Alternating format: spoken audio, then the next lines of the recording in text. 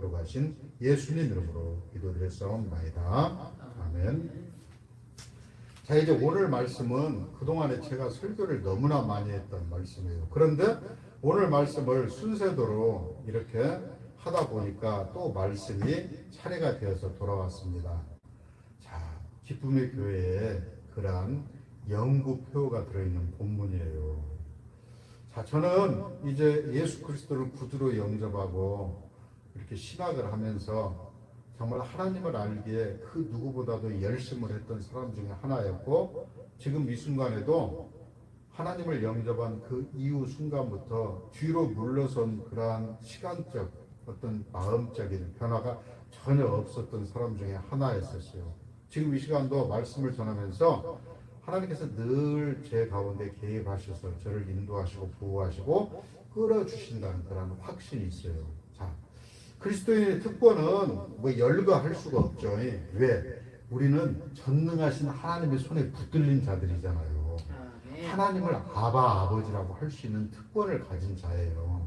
그런 우리가 다른 세상의 어느 것과 비교할 수 있는 것이 있겠습니까? 자, 세상 사람들은 우리가 쉽게 하는 말로 모이면 무엇을 해요? 자, 첫째 밥이나 술을 먹고 그 다음에 가물을 하고 그 다음에 오락을 하고 도박을 해요. 자, 그게 그들의 기쁨이라고 즐거움이라고 얘기를 해요. 그런데 이것은 기쁨이나 즐거움이 아니고 어떤 거예요? 쾌락이에요. 쾌락. 쾌락은 뭐가 있어요? 양극단이 있어요. 양극단. 너무 지나치면 폐가망신하잖아요. 그런데 우리는 무엇이 있습니까? 이 세상 그런 오락을 즐기지 아니하여도 하나님께서 우리에게 주시는 기쁨의 원천이 있어요. 즉 구원의 즐거움을 우리가 항상 누리기 때문에 세상 것과 비교할 수 없는 그러한 놀라운 그러한 하나님의 가치를 우리가 부여잡고 사는 사람이잖아요. 자, 이 세상은 성공의 척도가 무엇입니까? 돈이에요. 돈. 많은 돈을 갖고 있으면 그게 성공으로 다 사람들이 생각을 해요. 하지만 이 세상을 성공해서 사는 사람들, 그들이 돈이 많이 있다고 해도 모두가 다 행복한 것은 아니에요. 그 돈의 이면에 그 돈을 벌기 위해서 정말 가슴 아픈 그러한 또한 사연들도 많이 있는 거예요. 자, 사람을 배신하고 남을 해코지하고 정말 가족의 어떤 돌봄이 없는 그러한 공백이 있는 그러한 아픔들도 있는 거예요. 하지만 우리는 그러한 세상의 그 가격과 비교할 수 없는 하나님의 놀라운 그러한 사랑을 우리가 가득 부여받은 그러한 하나님의 가치를 부여잡고 사는 사람이라는 얘기입니다. 자, 그래서 기쁨의 원천이 과연 무엇인가 우리가 살펴봐야 돼요. 하나님께서는 우리에게 선물을 주셨어요. 그 선물이 뭐예요? 구원의 선물을 허락하셨어요. 우리의 공로나 의지가 없이 어느 날 갑자기 하나님께서 우리한테 찾아오셨어요. 하나님께 택하심을 받고 우리를 부르시고 이제 하나님을 영접하게 하시고 예수 그리스도로 말미암아 구원받게 하시고 하나님의 자녀되게 하셔서 오늘 이 시간에 이렇게 하나님 말씀 듣게 하시고 하나님께서 우리를 끊임없이 견인하고 계시는 거예요. 늘 어디로? 저 빛나고 높은 보좌, 주님이 계신 보좌로 늘 인도하고 계세요. 그래서 우리의 신앙은 정체라는 것이 없어요. 뒤로 물러섬이라는 것이 없는 거예요. 자, 신앙생활을 한다고 하면서 늘상 뭔가 근심과 염려와 두려움에 우리가 빠져 있다라고 하면 그것은 뭔가 잘못된 거예요. 하나님께서는 우리 각자를 부르시고 하나님의 뜻하신 목적에 따라서 때로는 우리에게 환난이나 고난이나 어려움을 허락하셔요. 왜? 우리를 하나님께서는 요모조모로 아름답게 하나님의 사람으로 빚어내기 위해서 우리를 그렇게 인도하셔요. 그런데 어떤 그런 과정이 아니고 신앙의 연수가 10년, 20년, 30년 오랜 세월 동안 신앙생활을 함에도 불구하고 늘상 우리 가운데 반복적으로 어떤 염려와 근심, 두려움이 늘상 우리에게 찾아온다면 이것은 우리의 신앙을 점검을 해봐야 된다는 사실이에요. 우리의 신앙은 후퇴란 것은 없는 거예요. 끊임없이 그리스도의 보좌 앞으로 담대히 매일매일 우리가 전진해 나가는 거예요. 여호와 안에서 우리가 기쁨을 누리면서 우리는 하나님께서 최고의 선물, 구원의 선물을 허락하셨어요. 자, 보세요. 가정이 평안한 집회를 보면 얼마나 부부가 행복합니까? 그 행복하게 사는 부부의 모습을 보고 자녀들도 그것을 이렇게 바라봐요.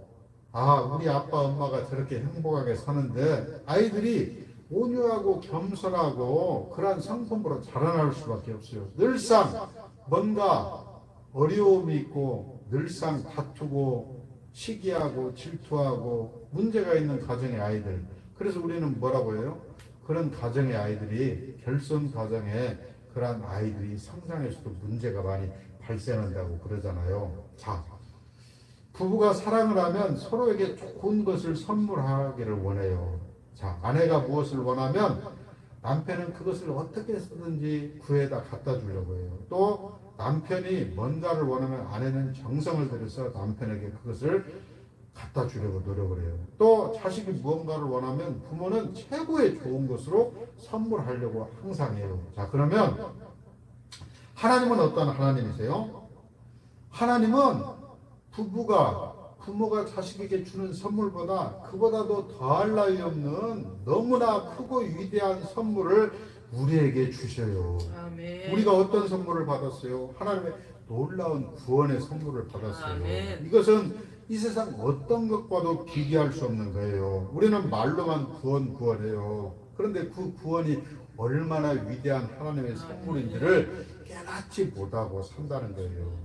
구원의 선물을 받았다는 그 이유 하나만으로도 우리가 어떻게 이 땅에서 살아가야 할지를 스스로 기준을 정해야 돼요.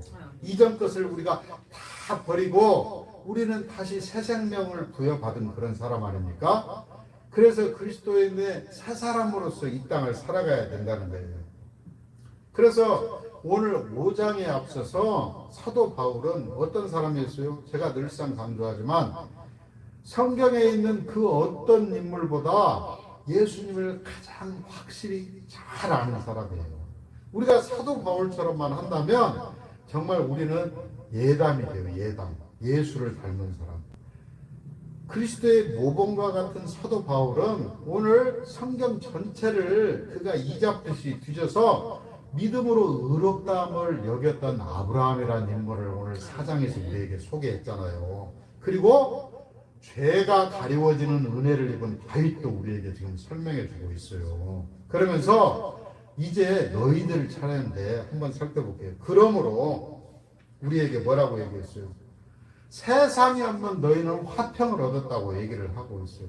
믿음으로 의롭다함을 받은 자, 하나님의 구원의 선물을 받은 자는 이제 우리가 죄가 가리워지는 은혜의 반열에 들어가요. 하나님과의 관계가 바로 회복이 된 거예요. 하나님과의 바른 관계는 뭐예요? 우리의 신앙 상태를 얘기하는 거예요. 자, 우리는 목사가 되고 장로가 되고 권사가 되고 집사가 되고 전도사가 돼서 우리의 직분이 중요한 것이 아니에요. 내가 예수를 믿고서 지금 내 상태가 어떤 상태인가, 하나님과의 관계가 어떤 상태인가가 중요한 거야. 자, 오늘 보니까 5장 1절에 그러므로 우리가 믿음으로 의롭다 하심을 얻었은즉. 자, 우리는 이제 아브라함과 다윗과 같은 반열에 들어간 거예요. 우리 주 예수 그리스도로 말미암아 하나님과 더불어 화평을 누리자. 자, 화평. 이게 뭐예요? 하나님과의 바른 관계를 얘기하는 거예요. 하나님과의 바른 관계를 우리가 갖게 되면 당연히 하나님께서 우리에게 율법으로 허락하신 이웃사랑을 할 수밖에 없어요. 하나님의 명령이잖아요. 그게 대명령. 하나님과의 화평을 가질 수 없었던 이유는 뭐예요? 우리는 그것을 죄라고 얘기하는데 그것을 쉽게 풀어서 얘기하면 하나님을 갖다가 우리가 멀리 떠나 있는 상태예요. 하나님을 알지 못하고 그분을 하나님이나 아버지라고 할 수 없었던 그러한 사실이라는 거예요. 그런데 이제는 하나님을 하나님이라고 하고 아버지라고 할 수 있는 그런 우리의 상태가 하나님과의 올바른 관계, 화평의 관계에 들어가 있다는 사실이에요. 주님께서도 부활하셔서 첫 번째 우리에게 하신 말씀이 뭐예요? 예수를 믿는 자에게는 두려움과 근심이 없어야 되고, 첫 번째, 너희에게 평강이 있을지다. 그래서 우리는 샬롬, 에이레네라고 얘기를 하잖아요. 그래서 예수를 믿는 사람에게 가장 먼저 우리에게는 화평이 있어야 돼요. 평강이 있어야 돼요. 믿는 자로서 가장 중요한 특권이 우리에게 화평이라는 사실. 이것도 거짓 화평이면 안 돼요. 참 평안이 우리에게 임해야 될 줄로 믿습니다. 화평은 하나님과의 관계, 사람과의 관계가 회복이 완전히 되는 거예요. 자, 보세요. 하나님을 온전히 믿으니, 즉 다른 말로 얘기하면 하나님을 온전히 쫓으니 사람과의 관계도 자연스럽게 평안하게 돼요. 누구하고 다툴 일이 없어요. 싸울 일이 없어요. 될 수 있으면 우리는 그것이 우리에게 불편함이 되는 거예요. 내 스스로가 평안해지기 위해서 누군가와 어떤 문제를 스스로 발생시킬 수가 필요가 없다는 사실. 그래서 하나님과의 관계를 제대로 알 때 우리가 먼저 필요한 것은 주제 파악을 해야 돼요. 주제 파악. 내 자신이 지금 어떠한 상태인지도 모르고 까불고 다니면 안 된다는 거예요. 벼가 익으면 익을수록 고개를 숙인다고 하죠. 하나님께서 우리에게 직분을 알아가신 것은 그 직분을 감당하라고 주신 것이잖아요. 화평은 무언가를 만들어내는 것이 아니에요. 지금 현재 내 상태, 우리가 어떤 많은 것을 갖추고 이렇게 어떤 많은 것을 이루고 나서 뭔가 이 평안한 상태에 들어가는 것이 아니에요. 지금 현재 상태에서 내가 그냥 있는 그대로 누리는 것을 얘기하는 거예요.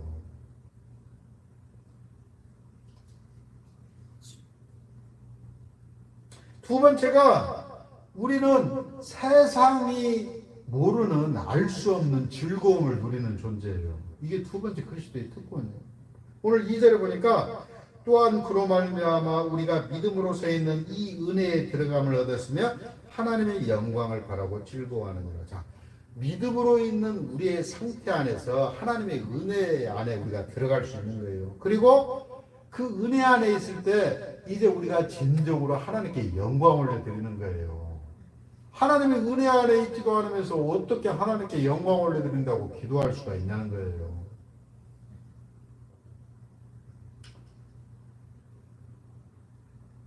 즉, 이 이야기를 다른 말로 얘기하면 하나님의 은혜가 있는 곳에, 은혜가 있는 사람 안에 즐거움이 있는 거예요. 자, 오늘 이 말씀을 묵상하면서 우리 기쁨의 교회가 이런 교회라는 사실이에요. 우리가 드리는 예배가 그냥 무심코 와서 드리는 그런 형식적인 예배가 돼서는 안 돼요. 오늘 또 성령님께서 찾아오시잖아요. 예배를 시작하면서. 하나님께서 감동을 하라가셔요. 지금 요 근래 평균 수명이 76세였는데 77세가 희수라고 하죠. 지금은 이제 81세로 이제 상향 조정됐대요. 그런데 오래 살면 뭐 돼요? 이 치매 환자들이 너무 늘어난대요. 그런데 치매를 예방하는 가장 효과적인 방법이 자주 웃어라고. 웃어라 돼요. 자주 웃어야 돼요. 그리고 할 수 있으면 하루에 2시간씩 책을 읽으면 좋대요. 근데 이보다도 더 중요한 것은 자주 감동을 하면. 그래서 제가 이 말씀을 준비하면서 지난 2년 동안 코로나 때문에 우리가 얼마나 이 트롯에 열광을 했어요. 세상 믿지 않는 사람들은 이 트롯을 보면서 많은 위로를 받고 치유를 받았다고 하잖아요. 그걸 다른 말로 얘기하면 감동이에요. 감동. 자, 그들 안에 누리는 즐거움은 찰나적이에요. 일시적이에요. 영원히 지속될 수 없어요. 그런데 그걸 다른 말로 앞서 얘기했지만 그건 기쁨이 아니고 쾌락이에요. 잠시적인 우리의 만족이에요. 근데 하나님이 우리에게 알아가시는 건 뭐예요?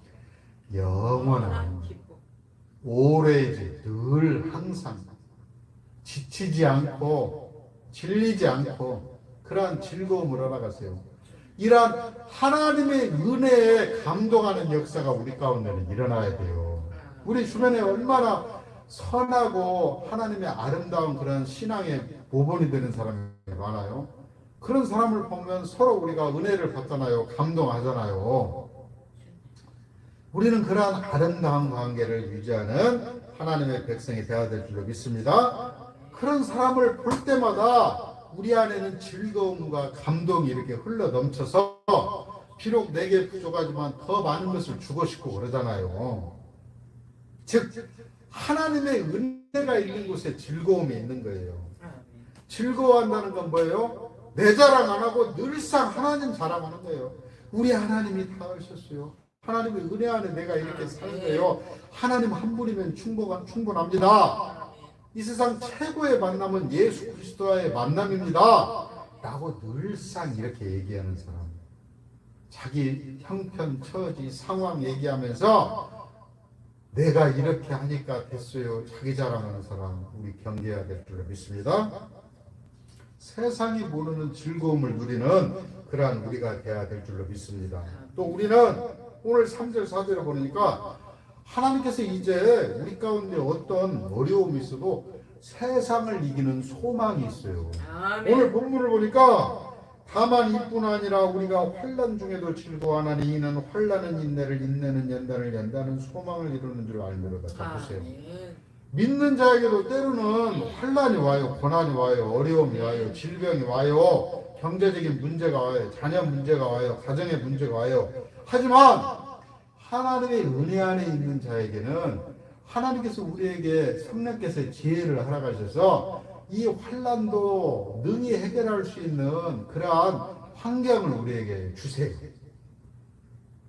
또 때로는 하나님께서 우리를 아름답게 빚으시기 위해서 때로는 어려움을 허락하세요. 이런 어려움 가운데 우리는 하나님을 통하여서 참는 법, 인내를 배우는 거예요. 인내를 통하여서 우리는 연단을 통하여서 소망을 우리에게 허락하셔요. 하나님은 희망의 하나님은 아니에요. 소망이에요, 소망. 자, 희망은 뭐예요? 일시적인, 그래서 우리가 희망사항이라고 얘기했죠? 올 안에 예를 들어서 1,000만 원을 모아야지, 1억을 모아야지. 우리의 목표 계획이에요. 하지만 소망은 뭐예요? 영원한 거예요. 우리는 어떤 소망을 갖고 사는 자들이에요? 천국 소망을 갖고 사는 자들이잖아요. 하나님께서는 100% 죄인일 수밖에 없는 우리를 오늘 아브라함과 같이 믿음으로 말미암아 의롭다 하시는 그런 자를 만드시기 위해서 또 다윗과 같이 죄를 가리우는 자는 복이 있는 자를 만드시기 위해서 오늘 또 우리를 환난을 통하여서 누르고 짜낸대요. 환난이 원어를 해석하면 누르다, 짜내다, 분쇄하다 이런 말이에요. 자, 오늘 지금 이 시대에도 재벌 아들들이 사회적으로 무리를 많이 일으키잖아요. 자, 그런 것을 보면서 우리는 무엇을 봅니까? 자, 인간관계에서도 누구 밑에서 이렇게 있어 보지 않는 사람은 근본적으로 인내를 몰라요. 참을성이 없어요. 자, 그 대표적인 사람이 누구라고 봐야 돼요?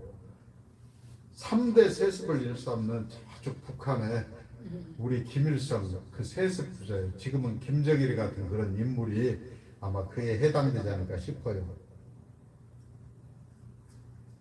오늘 5절에 보니까 소망이 부끄럽게 아니하면 우리에게 주신 성령으로 말미암아 하나님의 사랑이 우리 마음에 부음받으니. 자, 주님께서 항상 내주하신다는 것을 저는 어떻게 느끼냐면 하루에 몇 번씩 찾아와요. 그때 하나님은 정신이 번쩍 들게 하세요. 그리고 긴장을 하게 하시더라고요. 오늘 아침에도 새벽에 찾아오시더라고요. 그래서 보이지 않는 죄를 보게 하세요. 그래서 다시금 긴장하게 해요. 하나님을 바라보게 해요. 우리는 세상을 바라보면 우리에게는 늘상 무엇이 따라와요? 좌절, 염려, 근심, 두려움. 그런데 하나님을 바라보면 우리의 어려움 가운데, 고난 가운데, 숙제 가운데, 문제 가운데서도 하나님께서는 그것을 능히 해결할 수 있는 소망의 하나님이 우리를 모든 걸 해결해 주신다. 하나님은 어떤 하나님이에요? 신실하시고 변치 않는 하나님이세요. 변개치 않으시는 하나님이세요. 이런 하나님이 어떤 하나님인가를 오늘 6절은 설명하시잖아요. 우리가 아직 연약할 때 기약대로 그리스도께서 경건치 않은 자를 위하여 죽으셨대요. 자, 이 본문을 또 보면 예수님이 어떤 분이셨는가를 다시 한번 우리에게 상기시켜 주세요. 우리가 아무것도 알지 못했을 때 우리를 구원하시기 위해서 우리를 위해 죽으셨대요. 자, 죽음은 뭐예요? 완전히 내어줌이에요. 이 본문을 보면서 우리는 무엇을 생각해야 돼요?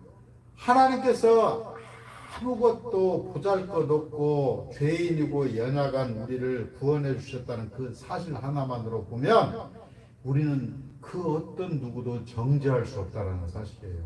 맞아. 정죄. 오직 정죄는 주님의 권한이에요. 주님의 권한. 우리는 늘상 그러므로 말미암아 주바라기가 돼야 돼요. 주님을 바라보는 자. 하나님의 이 사랑은 어떤 사랑이에요? 우리의 기쁨의 원천이 되신 하나님의 십자가의 사랑은 세상에서 버림받은 나를 위하여 죽은 사랑이에요.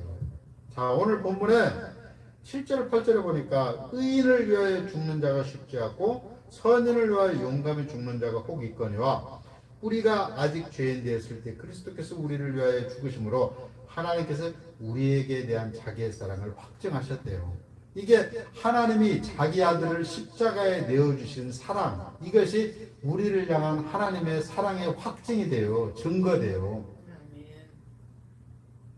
그래서 교회를 다녀도 사람이 변하지 않는다고 얘기를 해요. 그런데 이 말씀으로 질문을 드리는 사람이 있으면 앞으로 이렇게 대답을 해야 돼요. 우리 기독교는 말씀이 쉽게 얘기하면 누군가가 의문을 제기하면 거기에 답을 할 수가 있어야 돼요.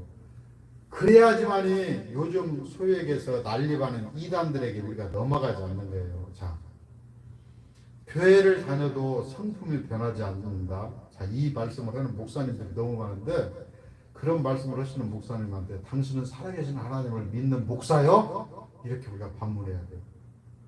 살아계신 하나님, 전능하신 하나님은 모든 것을 다 바꾸시는 하나님이세요. 우리의 성품, 환경 누가 바꿔주세요? 주님만 바꿔주실 수가 있어요. 그런데 교회를 오랫동안 다녀도 아니 내일 모레 은퇴하는 목사님이 그런 말씀을 교회 아무리 다녀도 사람 안 바뀌어요. 정말 도대체 그런 목사님은 성경을 어디를 보셨는지를 모르겠어요. 사람은 바꿀 수가 없어요. 하지만 하나님은 바꾸실 수 있습니다. 우리의 모든 성품, 환경. 예수님을 제대로 바라보면 오늘 아브라함과 같이 믿음으로 말미암아 의로운 자라 여김을 받으면 다윗과 같이 하나님과의 올바른 관계를 유지하려고 노력하는 자에게 죄가 가려우는 복이 있다라고 얘기하셨는데 이런 자에게는 하나님께서 모든 걸 바꾸신다는 사실입니다. 우리가 예수님을 바라보지 않으면 늘상 누구를 용서할 수 없어요. 누구를 이해할 수 없어요. 오늘 우리가 서 있는 것도 우리가 기도하는 것도 우리는 기도를 그렇게 하죠. 오늘 또 호흡하며 기도하게 하여 주신 주님 은혜에 감사한 거예요. 그러면 우리가 어떻게 해야 돼요? 호흡하며 기도하는 것이 주님의 은혜라고 기도하는 자, 본인이 십자가를 바라보고 있다라고 얘기하는 것인데 하나님의 놀라운 사랑에 감사하며 정말 누구도 용서할 수 있는 은혜 안에 들어가는 그러한 하나님의 놀라운 은혜가 있어야 될 줄로 믿습니다. 자, 그래서 오늘 이 시간 우리는 어디를 향해서 가요? 우리는 천국 순례자라고 하잖아요. 천국 소망을 가집니다. 우리 기쁨의 교회 저 표 보세요. 주님의 보좌 앞으로 담대히 나아감을 확신하는 내가 돼야 될 줄로 믿습니다. 우리 기쁨의 교회가 돼야 될 줄로 믿습니다. 이게 주님께서 우리에게 주신 특권입니다. 기도하겠습니다.